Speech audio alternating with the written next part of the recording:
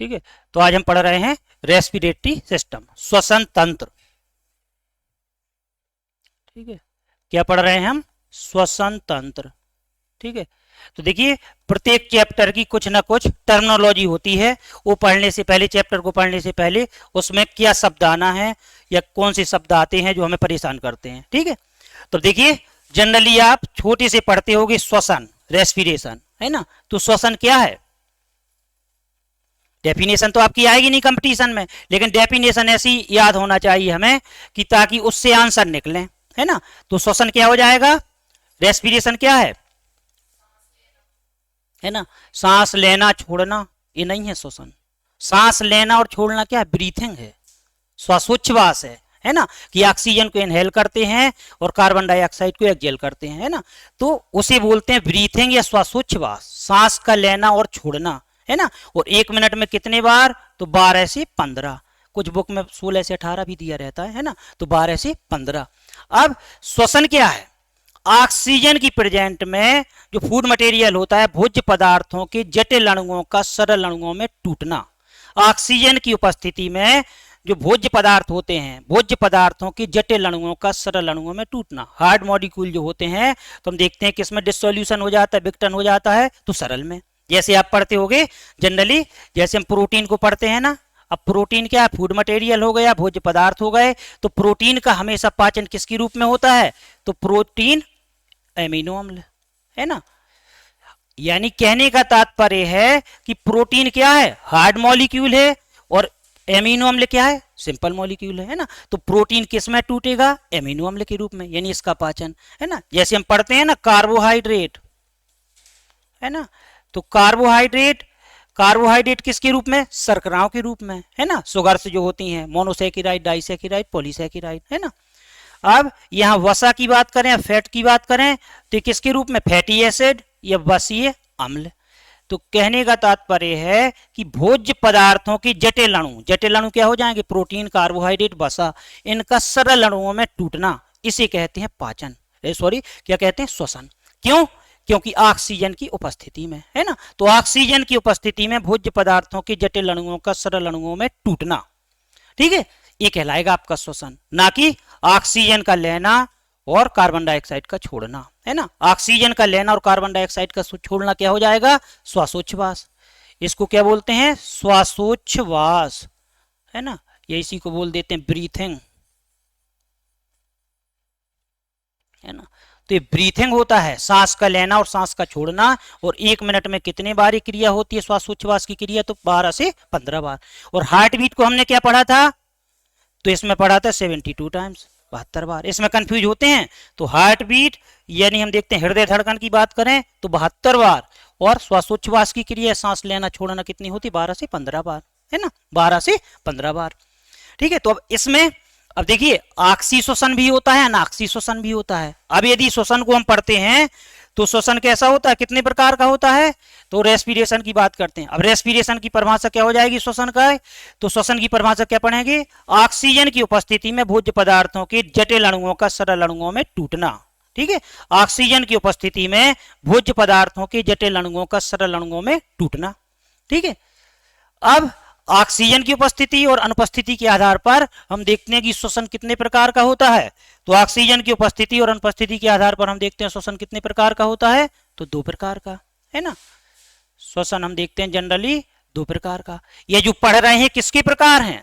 कोशिकीय श्वसन के, है ना, सेलुलर रेस्पिरेशन के। तो हम देखते हैं इसके अंतर्गत हम पढ़ेंगे एरोबिक रेस्पिरेशन, है ना, एरोबिक रेस्पिरेशन, ठीक है, यानी ऑक्सी श्वसन, है ना। इसी को बुक्स में दिया रहता है वायवीय श्वसन, एक ही चीज है ना, वायवीय श्वसन, ऑक्सी श्वसन, ठीक है। और एक होता है एनारोबिक,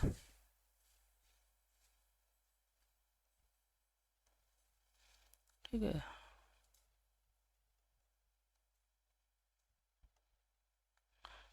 अवायवीय श्वसन, ठीक है, अवायवी या अनाक्सी। अब आए भी है अनाक्षी श्वसन। ठीक है, तो श्वसन कितने प्रकार से हम पढ़ेंगे, आक्षी श्वसन और अनाक्षी श्वसन, यानी ऑक्सीजन की उपस्थिति में और ऑक्सीजन की अनुपस्थिति में। आक्षी श्वसन, तो जब भोज्य पदार्थों की जटिल अणु ऑक्सीजन की उपस्थिति में भोज्य पदार्थों की जटिल अणुओं का सरल अणुओं में टूटना। ठीक है, अनाक्षी श्वसन, तो ऑक्सीजन की अनुपस्थिति में भोज्य पदार्थों के जटिल अणुओं का सरल अणुओं में टूटना। अब श्वसन है, ठीक है, जनरली यहां से कई प्रकार के आपके क्वेश्चन आएंगे। श्वसन है, तो श्वसन क्या है, अपचयी क्रिया है। ठीक है, उपचयी। ठीक है, अपचयी मीन्स होता कैटाबोलिक, है ना, कैटाबोलिक, और उपचयी मीन्स होता एनाबोलिक। जानते हो, यदि आपको ये शब्द नहीं है पता तो फिर रट्टा मारना है, आपसे क्वेश्चन नहीं बनेगी, गलती करोगे, है ना। तो जनरली हम देखिए पढ़ते हैं, जैसे एक शब्द हम पढ़ते हैं, ये आपका जितने भी सिस्टम में इसमें यूज होगा, आगे भी पढ़ेंगे हम, जैसे उपापचयी, है ना, या उपापचय, तो हम देखते हैं क्या कहलाता, मेटाबोलिज्म। यानी हमारे शरीर में, हमारी बॉडी में जितनी भी केमिकल रिएक्शन होती हैं वो सब क्या कहलाती हैं, उपापचयी क्रियाएं या मेटाबोलिज्म रिएक्शन। ठीक है, अब इनको जनरली हम बांट देते हैं, ये कितने प्रकार की होती हैं, तो 2 प्रकार की, है ना।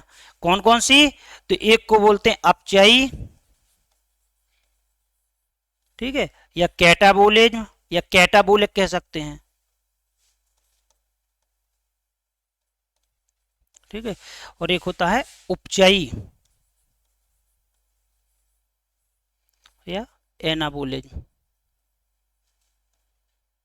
ठीक है, तो हमें इनका अर्थ पता होना चाहिए। तो उपापचयी, जितनी भी केमिकल रिएक्शन होती हैं तो सबको क्या बोलते हैं, उपापचयी। अब केमिकल रिएक्शन भी 2 प्रकार की होती हैं, एक अपचयी और एक उपचयी। अपचयी यानी ऐसी क्रियाएं या ऐसी रासायनिक क्रियाएं जिनमें हम देखते हैं जितनी भी विनाशात्मक क्रिया होती हैं, है ना, जितनी भी विनाशात्मक क्रिया होती हैं वो सब क्या कहलाती हैं, अपचयी। अब विनाशात्मक कौन कहलाएंगी, हम देखते हैं जिनमें जो बड़ा अणु होता है, जो लार्ज मॉलिक्यूल होता है, तो छोटे मॉलिक्यूल में टूटता है। हाँ, तो इसमें क्या है, ये बड़ा मॉलिक्यूल है मान लो, और हम देखते हैं टूट कर क्या छोटे छोटे मॉलिक्यूल में बट जाएगा, है ना। तो हम देखते हैं बड़े अणु का छोटे अणुओं में टूटना, यानी विनाश हो रहा है ना। तो यहाँ जहां पे भी मतलब विनाश हो रहा है तो हम देखते हैं यानी अणुओं के टूटने की बात हो रही हो, क्या कहला जाएंगी, अपचयी। अब इसमें क्या होगा, छोटे अणु मिलकर, है ना, बड़े अणु का निर्माण करते हैं, ये छोटे मॉलिक्यूल हो जाएंगे, बड़ा मॉलिक्यूल हो जाएगा, यानी ये क्या है, रचनात्मक।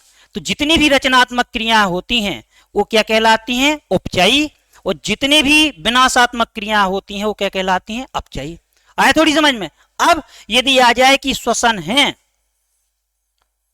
तो श्वसन, अब देखना हमने क्या बोला था, अब यदि हमें डेफिनेशन क्लियर नहीं है तो गलती करेंगे। तो श्वसन का मतलब क्या है, ऑक्सीजन की उपस्थिति में भोज्य पदार्थों के जटिल अणुओं का सरल अणुओं में टूटना। अब टूटने की क्रिया कहां हो रही है ना, तो श्वसन क्या है, अपचयी क्रिया। ऐसे आपको क्वेश्चन मिलेंगे कंपटीशन में, है ना। और जब तक आपको ये पता नहीं है, कितने क्वेश्चन आप सोचोगे हमने 100 क्वेश्चन का पेपर सेट लगा लिया, अच्छा रट्टा मान लिया। जब तक साइंस में आपको टर्मिनोलॉजी पता नहीं है, साइंस क्या कोई भी सब्जेक्ट हो, यदि शब्द का अर्थ पता नहीं है तो आप केवल तुक्का मार रहे हो, है ना। तो अपचयी टूटना, उपचयी जुड़ना, ठीक है। तो इसमें जब भी अपचयी की बात होगी, अब जब अपचयी होती हैं तो हम देखते हैं इसमें टूटने की बात हो रही है, विघटन की बात हो रही है, और इसमें जुड़ने की बात हो रही है ना। तो आ जाए पाचन, डाइजेशन की बात करें, पाचन क्या है, अपचयी उपचयी, तो पाचन भी क्या हो जाएगी, पाचन भी क्या हो, कैटाबोलिज्म हो जाएगी। पाचन में भी क्या होता है, जटिल अणु सरल अणुओं में टूटते हैं, है ना। और उपचयी तो प्रकाश संश्लेषण, फोटोसिंथेसिस में आप देखते हो ना कि सरल अणुओं से मिलकर जटिल अणु बनता है ना। क्या पढ़ते हैं, फोटोसिंथेसिस की रिएक्शन, फोटोसिंथेसिस की रिएक्शन ही पढ़ते हैं ना कि 6CO2 प्लस 12H2O, है ना। ये आपका क्या आ जाएगा, क्लोरोफिल, ठीक है, और सनलाइट ठीक है। अब ए क्या बनाएगा, ए मिलके क्या बनाएगा C6H12O6, यानी दो सरल अणु मिलके क्या बना रहे हैं, जटिल अणु, है ना। यानी दो छोटे अणु मिलके क्या बना रहे हैं, जटिल, है ना। तो हम देखते हैं इस प्रकार से, है ना। अब वैसे समीकरण को पूरा करें तो यहाँ 6H2O आ जाएगा और प्लस 6O2, अभी आपका समीकरण पूरा होगा, है ना। बैलेंस ही करना तो जानते हो ना, कार्बन कितने हैं, 6 हैं, है ना। तो यहां भी कार्बन 6 हैं, ठीक है। हाइड्रोजन कितने हैं, 12 दूनी 24, तो आप यहां पे देख रहे हो 12 और 6 दूनी 12, 24 हो गए। ऑक्सीजन कितने हैं, तो 6 दूनी 12 और 12 24, तो आप देख रहे हो 6 ये हो गए और 6 ये हो गए 12 और 12 24, यानी इक्वेशन अपना सही है ना। तो हम देखते हैं जब यहाँ फोटोसिंथेसिस की बात करेंगे तो क्या हो जाएगा, उपचयी, है ना। तो जितनी भी निर्माणकारी क्रियाएं होती हैं उपचयी, और जितनी भी विनाशात्मक क्रियाएं होती हैं अपचयी। अब आपको भूलना नहीं चाहिए, है ना। और इन दोनों से मिलके क्या बना है, उपापचयी, है ना। यदि आ जाए कि उपापचयी क्रियाएं होती हैं, अपचयी उपचयी दोनों, फिर दोनों हो जाएंगी, ठीक है। तो जब भी बात होगी श्वसन क्या है, तो ऑक्सीजन की उपस्थिति में भोज्य पदार्थों के सरल अणुओं का जटिल अणुओं का सरल अणुओं में टूटना, ठीक है। अब जैसे हम बात करें, अब इनको और विस्तार से देखें। आपका समीकरण पूछा जाता है कि निम्नलिखित में से कौन सा ऑक्सीश्वसन का सही समीकरण है ना। ऑक्सीश्वसन का, तो ऑक्सीश्वसन की डेफिनेशन क्या हो जाएगी, अब हम किसको पढ़ रहे हैं, ऑक्सीश्वसन को, ठीक है, एरोबिक रेस्पिरेशन को।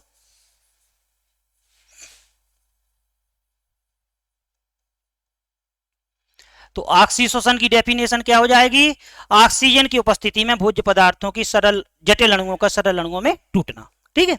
अब आपका क्वेश्चन क्या आएगा कि ऑक्सीश्वसन का सही समीकरण है, निम्नलिखित में से ऑक्सीश्वसन का सही समीकरण है। तो ऑक्सीश्वसन में हम देखते हैं C6H12O6। अब ऑक्सीजन पढ़ रहे हैं, एरोबिक रेस्पिरेशन पढ़ रहे हैं, यानी ऑक्सीजन की प्रेजेंट होगी, है ना। तो ऑक्सीजन की उपस्थिति में अभी भोज्य पदार्थ क्या हो गए, ये हम देखते हैं कार्बोहाइड्रेट या ग्लूकोज हो गया। तो हम देखते हैं इसका सरल अणुओं में टूटना। अब सरल अणुओं में तो हम देखते हैं क्या बनेगा इसमें, CO2 और प्लस H2O, ठीक है। अब पूछ सकते हैं कि ऑक्सीश्वसन का फाइनल प्रोडक्ट, या हम देखते हैं अंतिम उत्पाद क्या है ना। तो हम देखते हैं कार्बन डाइऑक्साइड और जल। अब इसको हम संतुलित करें तो हम देखते हैं कार्बन यहाँ पे कितने हैं, 6, ठीक है। अब यहाँ पे हमने 6 कर दिया, ठीक है, कार्बन के आगे हमने 6 लगा दिया। अब यहाँ पे हाइड्रोजन कितने हैं, 12, तो अब हाइड्रोजन 12 करने के लिए यहाँ पे हमने 6 लगा दिया, तो 6 दूनी 12, ठीक है। अब ऑक्सीजन कितने, 6 और 2 8, तो हम देखते हैं ये तो ज्यादा हो रहे हैं, 6 दूनी 12, तो यहाँ कुछ करना पड़ेगा। तो ऑक्सीजन कितने हो रहे हैं, 6 और 12 18, तो 6 दूनी 12 और 6 18, यानी हमारा समीकरण सही है। तो हम देखते हैं ऑक्सीश्वसन का अंतिम उत्पाद क्या है, तो कार्बन डाइऑक्साइड और जल। अब प्लस में हम देखते हैं कि 36 ATP, एडिनोसिन ट्राइफॉस्फेट, है ना। तो ऑक्सीश्वसन की क्रिया में ये 36 ATP, कभी कभी किताब में दिया रहता है 38 ATP, है ना। तो गलती नहीं करना है। जब संपूर्ण कोशिकीय श्वसन की बात करेंगे तो कितनी निकलेगी, 38 ATP, जिसमें 36 ATP जो होगी 36 ATP मॉलिक्यूल, तो हम देखते हैं किसकी, एरोबिक की, और 2 ATP जो होती है तो एनारोबिक की। तो दोनों ऑक्सीश्वसन और अनऑक्सीश्वसन किसके अंतर्गत आते हैं, कोशिकीय श्वसन के अंतर्गत। तो यदि आपका क्वेश्चन आता है एग्जाम में, संपूर्ण कोशिकीय श्वसन की प्रक्रिया में कितने ATP मुक्त होती है, तो 38, ऑक्सीश्वसन में 36 और अनऑक्सीश्वसन में 2 ATP, ठीक है। तो अब ऑक्सीश्वसन की परिभाषा इसी से बन जाएगी, ऑक्सीजन की उपस्थिति में भोज्य पदार्थों की जटिल अणुओं का सरल अणुओं में टूटना, है ना। ऑक्सीश्वसन का अंतिम उत्पाद क्या है, कार्बन डाइऑक्साइड और जल, है ना। ऑक्सीश्वसन की क्रिया में कितनी ATP अणु ऊर्जा मुक्त होती है, 36 ATP, है ना। ये कभी कभी पूछ लेते हैं ऊर्जा का सिक्का कहलाता है तो ATP, है ना। इसे क्वाइन ऑफ एनर्जी के नाम से जाना जाता है, किसे, ATP, ठीक है। अब जितने भी उच्च वर्गीय जंतु होते हैं, है ना, तो सभी में हम देखते हैं कौन सा श्वसन पाया जाता है, ऑक्सीश्वसन, है ना। मनुष्य में कौन सा श्वसन होता है, ऑक्सीश्वसन। अब इसमें अनऑक्सीश्वसन की बात करें,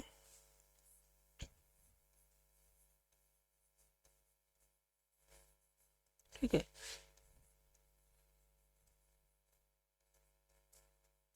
अनऑक्सीश्वसन या इसी को बोल देंगे अवायवीय श्वसन,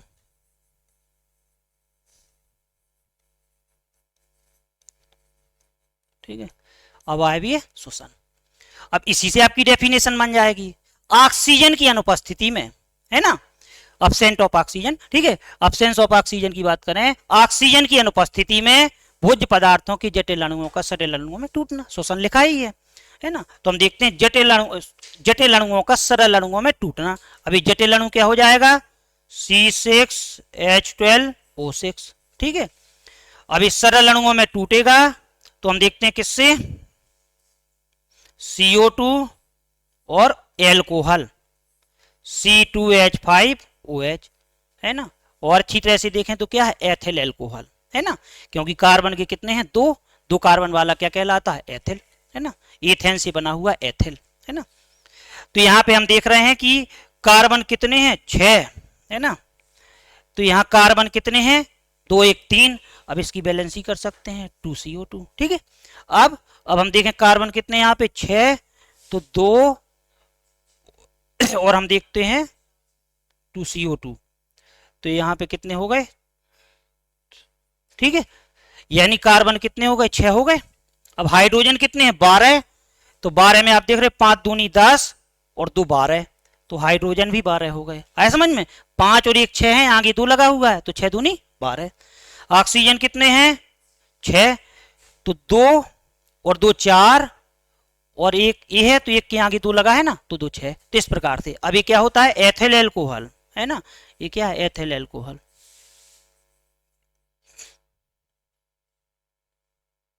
ठीक है। और ये कार्बन डाइऑक्साइड है। तो अब यदि आ जाए कि अनाक्सी श्वसन का समीकरण बताइए, तो C6H12 और क्या बना रहे हैं, कार्बन डाइऑक्साइड और एथिल एल्कोहल, है ना। ऑक्सी श्वसन का अंतिम उत्पाद है तो कार्बन डाइऑक्साइड और एथिल एल्कोहल, ये आपका पूछा जाता परीक्षा में, है ना। और प्लस में हम देखते हैं 2 ATP, ठीक है। तो इस प्रकार से बनेगा ना, तो ये अनाक्सी श्वसन हो जाएगा। हाइड्रोजन आप यहां पे देख रहे हो, कहां 11, 5 और 1 6, 6 दूनी 12, ऐसा देखा जाएगा, ठीक है भाई। एक हाइड्रोजन है, आगे 2 लगा हुआ है ना, तो 2 माने जाएंगे, है ना। तो इस प्रकार से बकाया आपको जब भी एग्जाम में क्वेश्चन आएगा तो बैलेंसी वगैरह यदि आपसे नहीं भी बनती है करती, तो वहां तो वैसा ही आएगा, आपको तो फाइनल प्रोडक्ट देखना है कि क्या क्या बन रहा है इसमें, है ना, बन जाएगा ना। अब एक शब्द आता है कभी कभी, एक होता है एरोप्स, ठीक है, ठीक है, और एक शब्द होता है एनेरोप्स,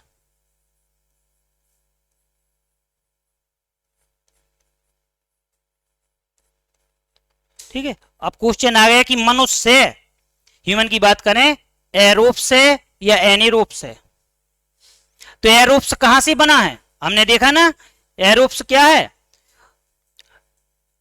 ऑक्सी श्वसन, ये ऐसे जीव जिनमें ऑक्सी श्वसन की क्रिया पाई जाती है, एरोबिक रेस्पिरेशन पाया जाता है, तो ऐसे जीवों को क्या बोलते हैं, एरोप्स, है ना। और जिनमें हम देखते हैं अनाक्सी श्वसन पाया जाता है या एनेरोबिक रेस्पिरेशन पाया जाता है, तो उनको बोल देते हैं एनेरोप्स, है ना।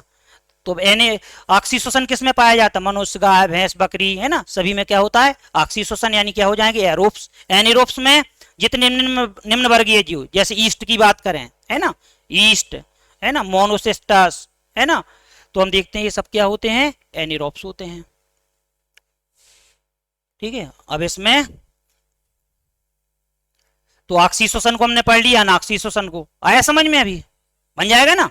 ऑक्सी श्वसन का अंतिम उत्पाद क्या है, अनाक्सी श्वसन का अंतिम उत्पाद क्या है, ऑक्सी श्वसन और अनाक्सी श्वसन दोनों का समीकरण, है ना। इतने क्वेश्चन आपके आएंगे। अब इसमें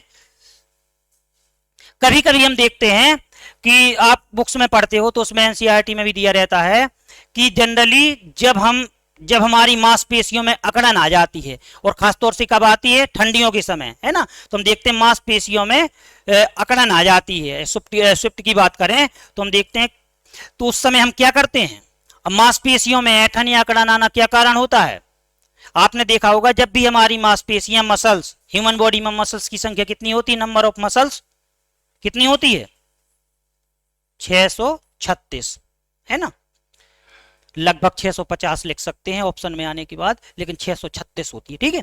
अब हम देखते हैं कि मांसपेशियों में अकड़न आ जाती है, ऐंठन आ जाती है, जब आपने देखा होगा तो क्या करते हैं उसके लिए, जब मांसपेशियों में अकड़न ऐंठन आ जाती है तो या तो मालिश करते हैं या गर्म पानी से सिकाई करते हैं, ऐसा करते हैं ना। क्यों? क्योंकि जहां पे भी अकड़न आ जाती है, ऐंठन आ जाती है, तो वहां पे हम देखते हैं ब्लड सर्कुलेशन रुक जाता है। ब्लड सर्कुलेशन रुक जाता है यानी ऑक्सीजन की सप्लाई रुक जाती है। एक ही चीज है, या ब्लड सर्कुलेशन का है या ऑक्सीजन की सप्लाई का है ना। तो आपने देखा होगा कि जब मालिश कर दी जाती है या गुनगुने पानी से सिकाई कर दी जाती है। अब गुनगुने पानी से क्यों? क्योंकि अक्सर जो शिकायत होती है तो कब होती है? ठंड के दिनों में, है ना। तो हम देखते हैं अकड़न आ जाती है। तो क्या यदि कहें कि मांसपेशियों में अकड़न आना कौन सा एसिड जमा हो जाता है, या मांसपेशियों में कौन सा एसिड जमा होने के कारण होती है? तो लैक्टिक एसिड, यही पढ़ते हैं ना, लैक्टिक एसिड। हाँ एक ही चीज है, लैक्टिक अम्ल। ठीक है। अब यहां से और आपका क्वेश्चन आ जाए कि मांसपेशियों में लैक्टिक अम्ल का जमा होना उदाहरण है ऑक्सीशोषण का, अनॉक्सीशोषण का।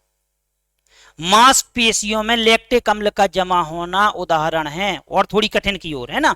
तो मांसपेशियों में लैक्टिक अम्ल का जमा होना ऑक्सीशोषण का उदाहरण है, अनॉक्सीशोषण का। अब जैसे हमें नहीं पता तो कम से कम प्रैक्टिकली देख सकते हैं। ये हमने देख लिया कि ये C6H12O6 है। अब हमें क्या बनाना है? अभी हम ऑक्सीजन को नहीं लिख रहे हैं, देखें पहले आंसर आता है कि नहीं। अब लैक्टिक एसिड, अब लैक्टिक एसिड का हमें फॉर्मूला पता होना चाहिए। तो लैक्टिक एसिड का फॉर्मूला होता है CH3CHOH और COOH, ये होता है लैक्टिक एसिड का फॉर्मूला। अब आप देख रहे हो कार्बन कितने हैं? 6। कार्बन कितने? 1 2 कितने हैं? 3 है ना। तो यहां आगे 2 लगा दें तो कार्बन कितने हो गए? 6 हो गए। अब हाइड्रोजन कितने हैं? 12। तो आप देख रहे हो 3, 1 4, 1 5, 1 6, आगे 2 लगा हुआ है, 6 दूनी 12। ऑक्सीजन कितने हैं? तो यहां पे आप देख रहे हो 1 2 3, आगे 2 लगा हुआ है, तो ये आपका हो जाएगा लैक्टिक एसिड। अब आप देख रहे हो समीकरण में कि अनॉक्सीशोषण का उदाहरण है ऑक्सीशोषण का। ऑक्सीजन यहां पे लगी है? नहीं लगी ना। यहां हमने प्लस O2 किया? नहीं किया ना। तो कहां से हो जाएगा ऑक्सीशोषण? तो मांसपेशियों में लैक्टिक अम्ल का जमा होना ये कौन से शोषण का उदाहरण हो जाएगा? अनॉक्सीशोषण। ऐसा आपका क्वेश्चन आएगा।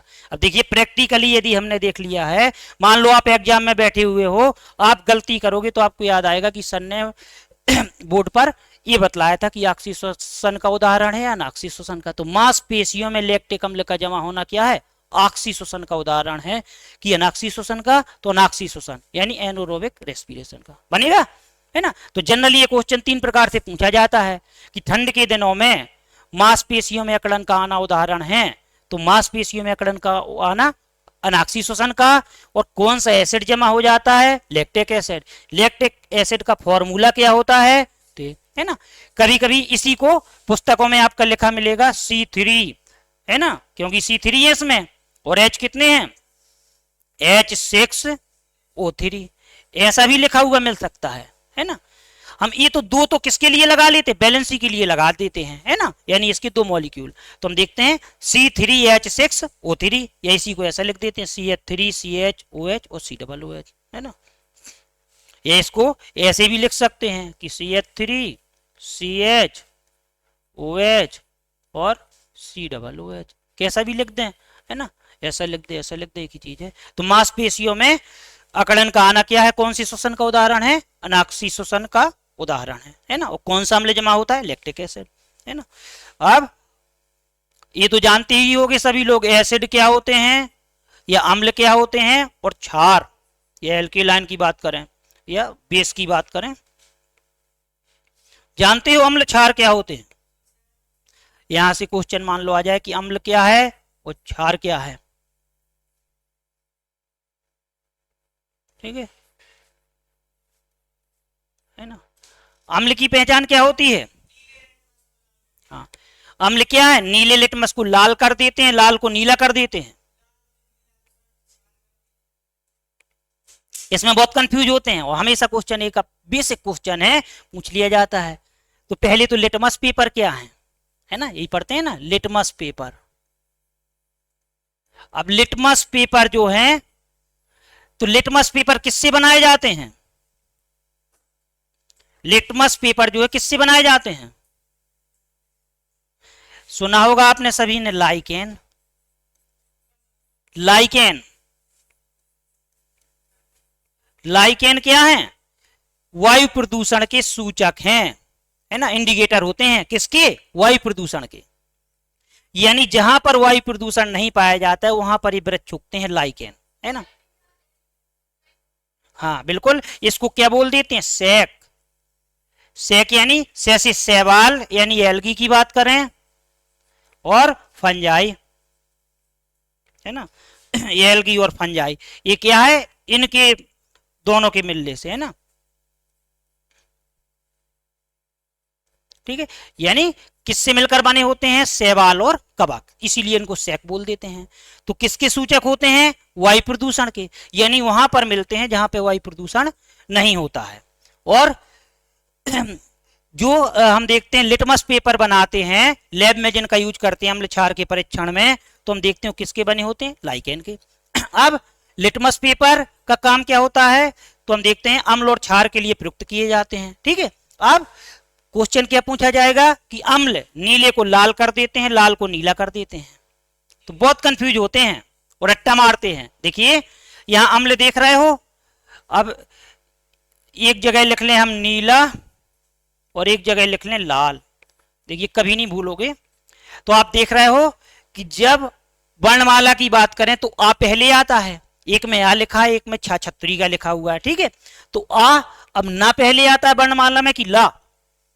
ना पहले आता है, तो आ के सामने ना लिख दें, इसके सामने, यानी अम्ल की बात होगी तो नीले को लाल करेंगे और क्षार की बात होगी तो लाल को नीला करेंगे, है ना। तो इस प्रकार से जो अम्ल होते हैं नीले लिटमस पत्र को लाल में कन्वर्ट कर देते हैं, और जो क्षार होते हैं तो लाल को नीले में कन्वर्ट कर देते हैं, है ना।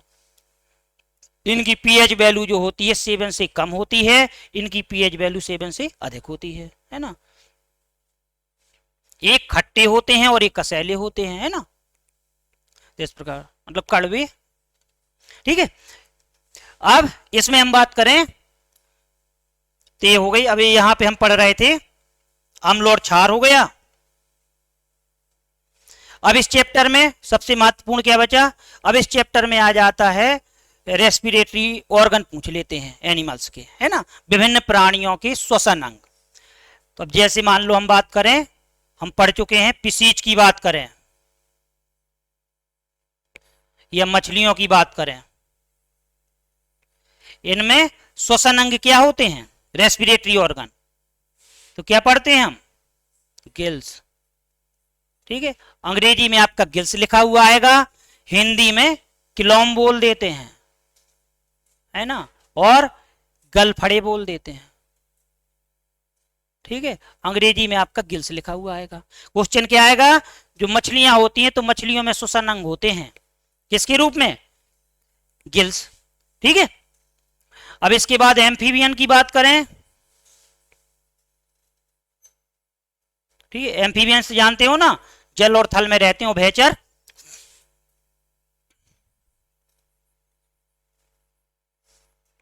तो इनमें बहुत क्वेश्चन पूछा जाता है एग्जाम में, एसआई में, एमपीएसआई में 2-3 बार पूछा गया है। वो गलतियां करते हैं, सबसे ज्यादा गलतियां यहाँ पे होती हैं। तो यदि एम्फीबियंस के श्वसन अंग, है ना, अब ऑप्शन में क्या बोल देते हैं? ऑप्शन में गिल्स, ठीक है, स्किन, ठीक है, और लंग्स, ठीक है, और डी ऑप्शन दे देंगे, बी एंड सी, और ई ऑल ऑफ दीज। ठीक है, गिल्स यानी गलफड़े, ठीक है, त्वचा, फुफ्फुस,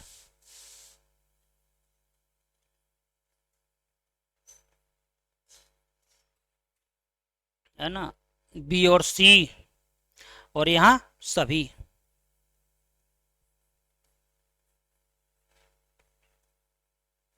ठीक है, तो कौन सा क्वेश्चन क्या पूछा गया है? उभयचर वर्ग के जंतुओं में श्वसन अंग होते हैं।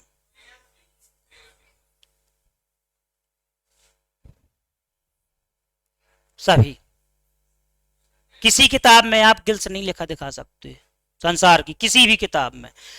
उभयचर वर्ग के जंतुओं में श्वसन अंग होते हैं। देखना, अब देखिए फ्रॉग की बात करें या मेढक की बात करें, ठीक है। अब यदि क्वेश्चन आ जाए कि मेढक में श्वसन अंग होते हैं, तो मेढक में त्वची और फुफ्फुसीय यानी स्किन और लंग्स आ जाएगा ना। अब एक मेढक का लार्वा होता है जिसको क्या बोलते हैं, टेडपोल, है ना। तो मेढक का लार्वा या टेडपोल में श्वसन अंग क्या होते हैं, तो गिल्स होते हैं। तो जब टेडपोल की बात होगी तो गिल्स लार्वा अवस्था में, है ना, और जब लार्वा वयस्क में कन्वर्ट होता है तो मेढक बनता है। तो मेढक की बात करेंगे तो स्क्विन और लंग्स, और उभयचर में तीनों आ जाएंगे। तो उभयचर वर्ग के जंतुओं में श्वसन अंग होते हैं तो सभी। और यदि मेढक की बात करते हैं, कई बार क्वेश्चन आपका आता है, तो मेढक में त्वची और फुफ्फुसीय दोनों, और गिल्स तो केवल और केवल लार्वा स्टेज में। और मेढक का लार्वा क्या कहलाता है, टेडपोल बनेगा ना। अब एग्जामिनर को पता होता है कि आपको गलती कहाँ करना है, तो यहां से क्वेश्चन अधिकतर आते हैं। मछलियों में तो सबको ही बतला देगा, है ना, कभी कभी इसमें भी कंफ्यूज कर देते हैं, ठीक है। क्यों ऐसा लिख के दे देंगे कि मछलियों के श्वसन अंग हैं, option A gills, option B क्लोम, ऑप्शन सी गलफड़े, और डी सभी। अंग्रेजी हम देखते ही नहीं, अंग्रेजी में भी लिखा होता है गिल्स, है ना। अंग्रेजी सभी की गिल्स ही दी गई होगी, लेकिन कभी कभी हम अंग्रेजी नहीं देखते हैं, छोटे चले जाते हैं, गलती करते हैं, और आ जाएगा ऑल ऑफ दीज, तो लगेगा गिल्स बताए थे शायद सन ने, ये लिख दें, है ना। जबकि वही गिल्स कहलाते हैं, वही क्लोम कहलाते हैं, और वही गलफड़े कहलाते हैं, एक ही चीज है। अंग्रेजी में आपका गिल्स ही दिया जाएगा, है ना। तो इस प्रकार से तो मछलियों में श्वसन अंग क्या होंगे, गिल्स, है ना। एम्फीबियंस में तो गिल्स, स्किन और लंग्स, है ना। या मेढक की बात करें तो त्वची और फुफ्फुसीय, और हम देखते हैं मेढक का लार्वा तो गिल्स। हम पढ़ चुके हैं इसको अच्छी तरह से वर्गीकरण में। ऐसे कौन से कशेरुक हैं या वर्टिब्रेट हैं जिनमें एक्सोस्केलेटन नहीं पाया जाता है, जिनमें बाह्य कंकाल नहीं पाया जाता है, तो एम्फीबियंस, है ना। इनकी त्वचा कैसी होती है, स्मूथ होती है, चिकनी होती है, और हम देखते हैं इनमें बाह्य कंकाल नहीं पाया जाता, यानी ना तो बाल पाए जाते हैं त्वचा पर, और ना हम देखते हैं स्केल्स पाए जाते हैं, है ना। तो यदि आ जाए कि मेढक में बाह्य कंकाल पाया जाता है, नहीं पाया जाता है, तो नहीं पाया जाता है ना। तो हम देखते हैं इसकी त्वचा कैसी होती है, ग्लैंडरल होती है ग्रंथि में, और कैसी होती है, चिकनी होती है ना। अब रेप्टाइल्स की बात करें, सरीसृप, सरकने वाले जंतु या रेंगने वाले जंतु, क्रीप करके चलने वाले जंतु, है ना, ये कहलाते रेप्टाइल्स। रेप्टाइल्स तो हम देखते हैं सर्प, छिपकली, है ना, और मगरमच्छ, है ना, मगरमच्छ क्रोकोडाइल की बात करें, और घड़ियाल एलिगेटर की बात करें, है ना, कछुआ, ये सभी किस में आ जाएंगे, सरीसृप में। अब सरीसृप में श्वसन अंग क्या है, तो इनमें भी क्या होते हैं, लंग्स। हम बिल्कुल नहीं सोचना है, छिपकली, है ना, छिपकली में भी श्वसन अंग क्या हो जाएंगे, फेफड़े, है ना। सर्प में भी क्या हो जाएंगे, फेफड़े। घड़ियाल, मगरमच्छ सभी में तो हम देखते क्या हो जाएंगे, फेफड़े। सरकने वाले जंतु, खिसक कर चलने वाले जंतु, है ना, तो हम देखते हैं हो जाएंगे। अब बर्ड्स या एविज की बात करें, पक्षियों में, ठीक है, तो पक्षियों में भी क्या होते हैं, श्वसन अंग, लंग्स। अब कुछ भी अब पूछ लें, डोडो जो लुप्त हो चुका है पक्षी, तो वो पक्षी है, तो हम देखते हैं क्या हो जाएगा, लंग्स। आ जाए चिड़िया, कबूतर, तोता, तो ये सब क्या पक्षी हैं। मुर्गा, मुर्गी, है ना। अब एक लड़का से पूछा कि मुर्गा किस में आता है, तो कह रहा था स्तनी में। अब मुर्गा स्तनी में, मुर्गा क्या है, हम देखते हैं पक्षी है ना। और पक्षी क्या होते हैं, सब जितने भी पक्षी होते हैं तो क्या होते हैं, ओविपेरस, यानी अंडों से बच्चों को जन्म देते हैं, अंडज होते हैं, है ना। तो ये आ जाएगा। कंफ्यूज करने के लिए कुछ भी दे दें, है ना, जैसे शुतुरमुर्ग को दे दें, ऑस्ट्रिच को दे दें, तो हम देखते हैं क्या है, पक्षी है। अब इसके बाद मैमेलिया या मैमल्स या स्तनी। स्तनी क्या होते हैं, जिनमें मैमेरी ग्लैंड पाई जाती हैं, शरीर पर बाल पाए जाते हैं, है ना, वो सब क्या होते हैं, स्तनधारी। अब स्तनधारी में और कंफ्यूज होते हैं, तो जिनमें भी जो बाह्य कारण होता है, पिन्ना, इसे पिन्ना कहते हैं, ये साउंड को कलेक्ट करता है ना, ये साउंड वेव को कलेक्ट करता है, ध्वनि तरंगों को एकत्रित करता है। तो स्तनी में क्या हो जाएंगे, गाय, भैंस, है ना, मनुष्य, कुत्ता, है ना, बकरी, घोड़ा, चूहा, है ना, ये सब है ना, जितने भी मतलब जिनमें भी ये कान बाहर की ओर निकले होते हैं सब क्या होते हैं, सब में हम देखते हैं लंग्स। इसीलिए आपने देखा होगा मनुष्य में कौन सा श्वसन पाया जाता है, तो किताबों में लिखा रहता है पल्मोनरी, है ना, पल्मोनरी श्वसन, या इसी को क्या बोल देते हैं, फुफ्फुस श्वसन, है ना, फुफ्फुस श्वसन। तो हम देखते हैं फुफ्फुस श्वसन पाया जाता है, पढ़ा है ना। और देखिए आपने देखा होगा जब भी बच्चा जन्म लेता है तो बच्चा जैसे ही जन्म लेता है, जो इन्फेंट चाइल्ड होता है, तो जैसे ही जन्म लेता है तो रोता है ना। और जो बच्चे नहीं रोते हैं, और बच्चे के रोने को, पहली बार रोने को क्या बोलते हैं, क्राइंग, या इसी को क्या बोलते हैं, क्रंदन, ठीक है। और आपका ये क्वेश्चन आ जाता है व्यवहारिक साइंस में कि बच्चे में क्रंदन की प्रक्रिया शुरू होती है ना। ऑप्शन ए जन्म से, ऑप्शन बी जन्म के कुछ समय बाद, ठीक है, ऑप्शन सी जन्म के 5 सेकंड बाद, ऑप्शन डी जन्म के 5 मिनट बाद, है ना। क्या होगा इसका आंसर, तो कंफ्यूज करने के लिए इतने उत्तर दे देते हैं, है ना, केवल और केवल जन्म से, यानी जैसे ही बच्चा जन्म लेता है तो जन्म लेते ही क्या करता है, क्रंदन, यानी रोता है ना। अब कभी कभी कुछ बच्चे ऐसे भी होते हैं कि जन्म के समय रोते नहीं है ना, तो क्या करते हैं, जो हम देखते हैं यदि नॉर्मल डिलीवरी होती है तो जो सीनियर्स होते हैं, है ना, तो क्या करते हैं घर में कि उसको रुलाने की कोशिश करते हैं। रुलाने की कोशिश क्या है, बच्चे को उलट पलट करते हैं।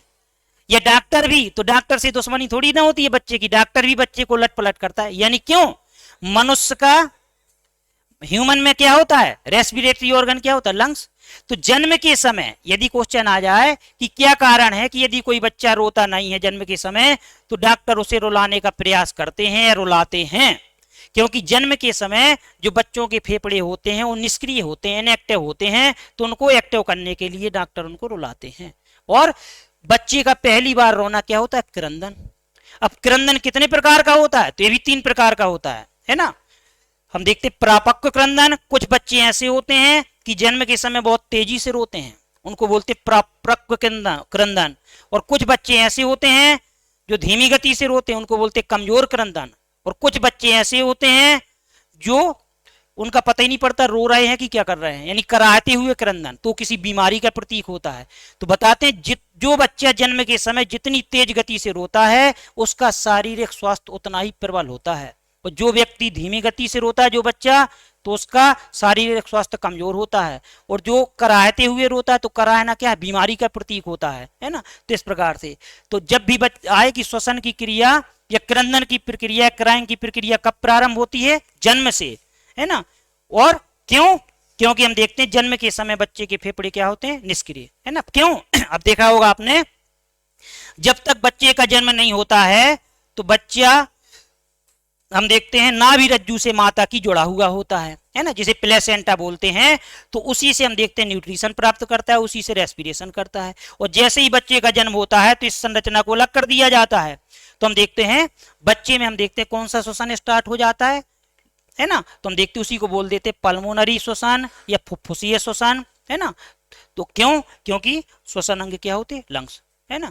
तो बन जाएंगे ना, तो इस प्रकार से आपके क्वेश्चन आएंगे। अब हमें ये पता होना चाहिए कि मैमल्स के अंतर्गत कौन सा आता है। अब पूछ लिया उनने कि शेर का श्वसन अंग क्या है, तो शेर भी क्या है, स्तनधारी, कान होते हैं ना शेर के, बस, है ना। कुत्ता, बिल्ली, गाय, सबसे छोटा स्तनी क्या है संसार का, तो हम बोलते हैं ना शुरू या छछूंदर, है ना। संसार का सबसे बड़ा स्तनी नीली व्हेल, ब्लू व्हेल, है ना। उस धरती का सबसे बड़ा स्तनी टेरेस्ट्रियल की बात करें तो फिर हाथी होगा, है ना। ठीक है, बन जाएगा। अब इसको कल और देखेंगे, सी चैप्टर को आगे डायग्राम के जरिए इसको हम एक एक ऑर्गन को स्पष्ट करेंगे कि लंग्स क्या होता है, लंग्स के कितने पार्ट होते हैं, फिर हम परसों से इसको लिखाना शुरू करेंगे। ठीक है।